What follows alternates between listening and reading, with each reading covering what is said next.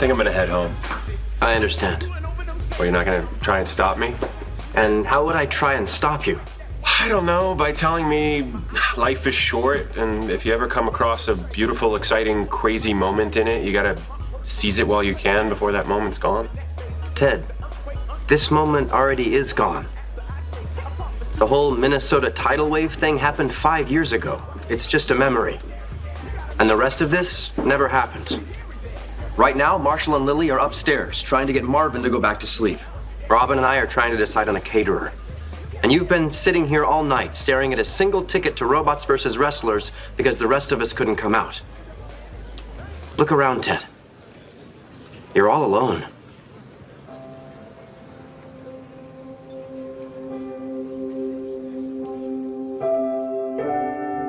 Kids, it's been almost 20 years since that cold April night in 2013. And I can safely tell you, if I could go back in time and relive that night, there's no way in hell I'd go to Robots vs. Wrestlers. No, I'd go home. I'd go to my old apartment, see all my old furniture, my old stuff. I'd see my old drafting table where I sketched out my first building. I'd sit on that old couch and smell the Indian food cooking 3 stories below. I'd go to Lily and Marshall's place, be back in that old living room where so many things happened. I'd see the baby. I don't know if you can picture me holding your 6'7" cousin Marvin over my head, but back then I could. I'd go have a drink with Barney and Robin, watch them fight about their caterer or whatever it was they were fighting about that night. But none of those things is the thing I do first. You know the thing I do first.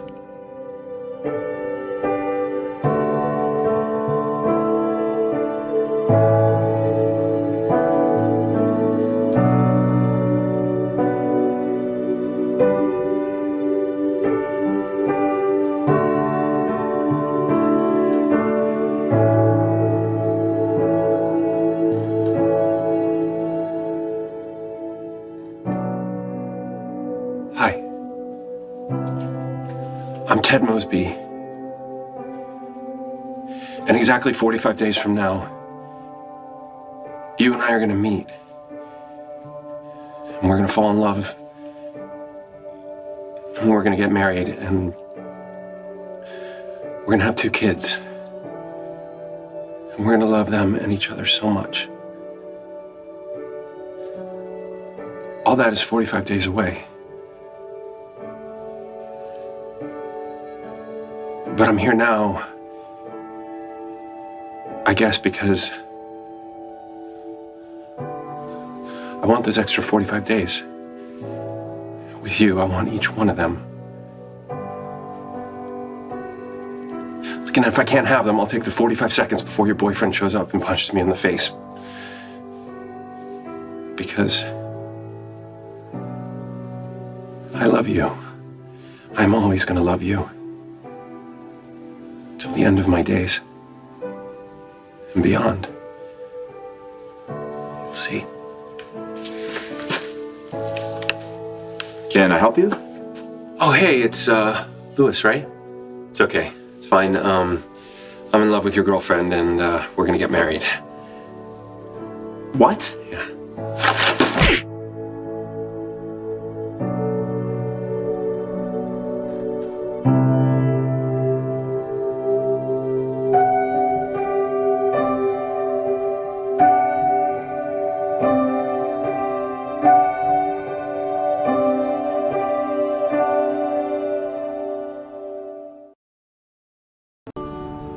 The Robin. Step 1.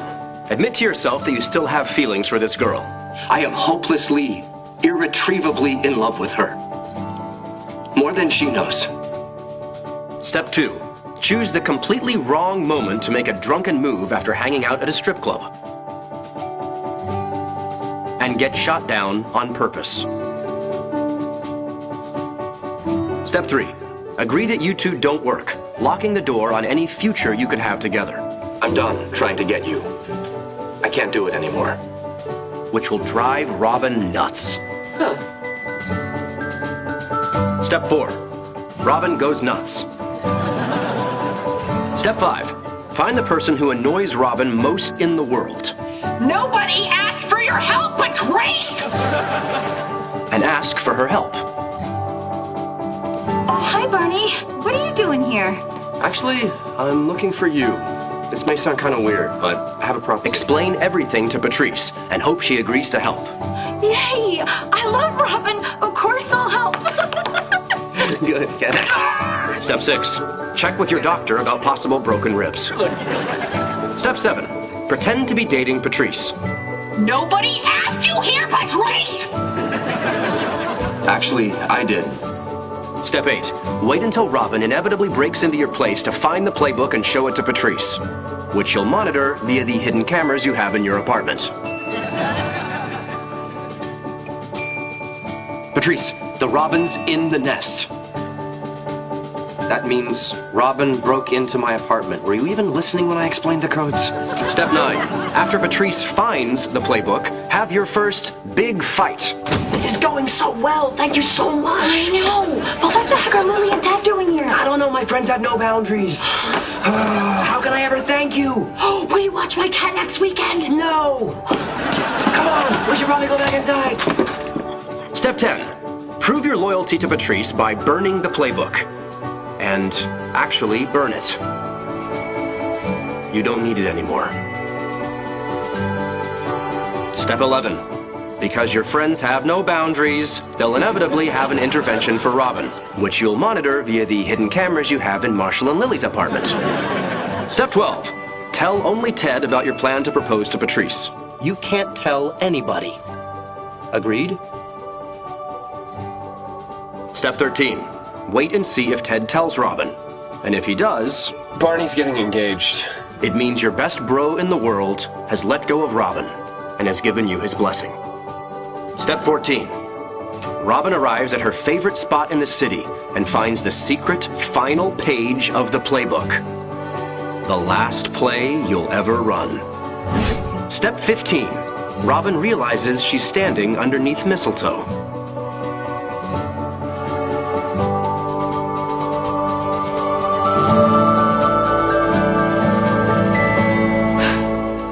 Seriously, Barney?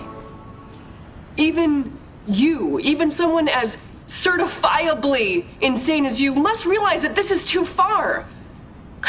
You lied to me, manipulated me for weeks. Do you really think I could ever kiss you after that? Do you really think I could ever trust you after that? This is proof of why we don't work, why we'll never work. So thank you.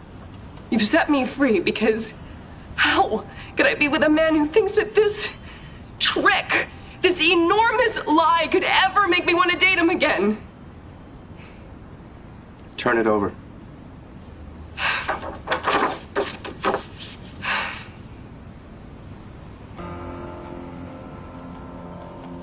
Robin Scherbatsky, will you marry me?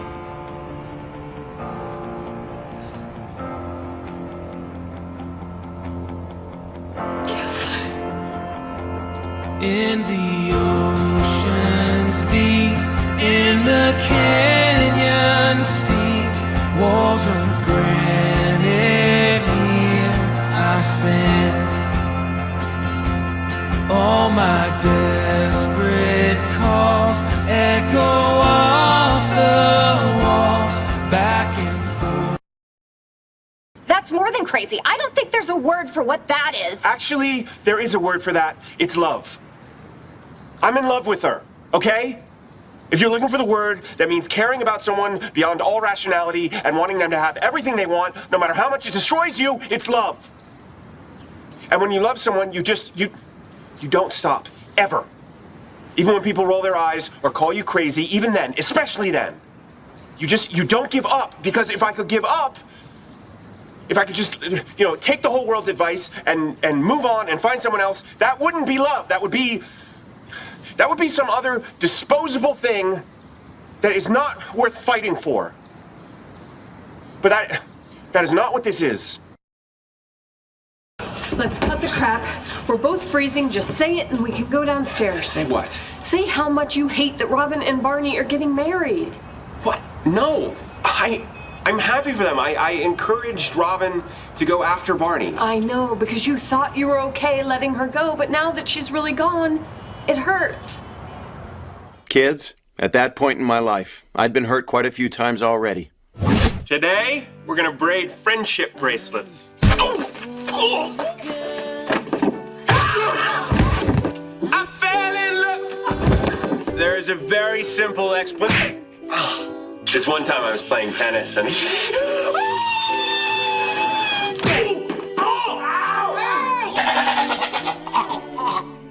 Hey, Schmosby, remember when you duked it in your pants down by the lake? Unbelievable!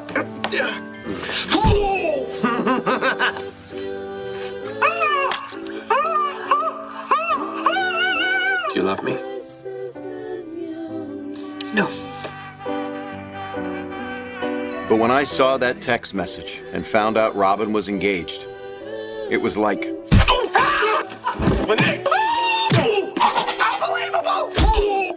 No. times a million. A toast. Okay, first off, to everyone at this table, I love you guys so much I can't even... Let's move to the second part. Secondly, to Ted. Don't say it. Evelyn Thank you for that. A man with more emotional endurance than anyone I know. It was a long, difficult road. Thank God we finally got here. You're here. Aunt Lily wasn't wrong. It was, at times, a long, difficult road. But I'm glad it was long and difficult, because if I hadn't gone through hell to get there, the lesson might not have been as clear. You see, kids, right from the moment I met your mom, I knew I have to love this woman as much as I can, for as long as I can, and I can never stop loving her, not even for a second. I carried that lesson with me through every stupid fight we ever had, every 5 a.m. Christmas morning, every sleepy Sunday afternoon, through every speed bump, every pang of jealousy or boredom or uncertainty that came our way. I carried that lesson with me. And I carried it with me when she got sick. Even then, in what can only be called the worst of times, all I could do was thank God. Thank every God there is or ever was or will be, and the whole universe and anyone else I could possibly thank. That I saw that beautiful girl on that train platform, and that I had the guts to stand up, walk over to her, tap her on the shoulder, open my mouth, and speak. Excuse me. Hi. Hi! I'm The best man. Yeah, get in here, get in here, get in here. thanks. Here, let me. Oh, okay, thank you. Great show tonight. Oh, thank you. Yeah. You're Cindy's ex-roommate, right? Yeah, and you are the professor. I took one of your classes. Really? Which one? Econ 305. Econ 305. I don't teach. Oh, no. Yeah. Excuse me, I'm going to jump onto the tracks now. No, don't. You were great. You were great. Wait a second. This is my umbrella. I left this umbrella at Cindy's. You totally stole my umbrella. What? No, I didn't.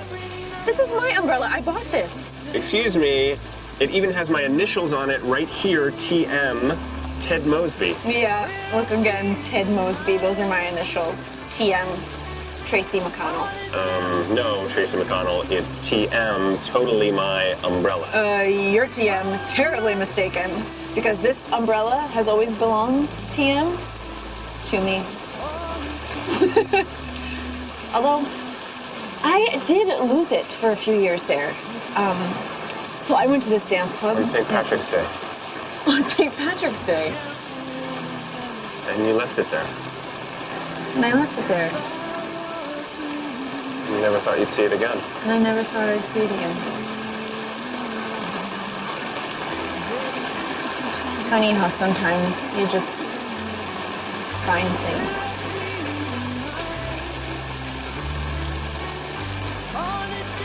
Hi. Hi. Every night is just the same. All of